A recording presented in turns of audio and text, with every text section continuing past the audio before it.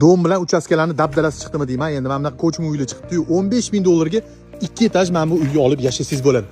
Maza qiladigan joyni aytaymi? 48 kvadrat, ikkita zal, ikkita spalni, cho'qli polda qilingan, hamma sharoiti tayyor holatda, dokument talab qilinmaydi.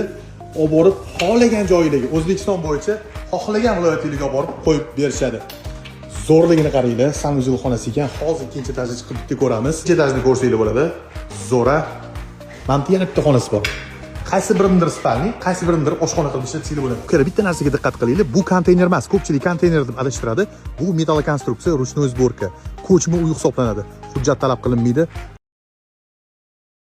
Tepasi 6 metr, 8 metrga 3 metr. Sizni vazifangiz faqat dizaynni tanlab berasiz, 15 ming dollar to'laysiz, pat ключ qo'yib ketishadi.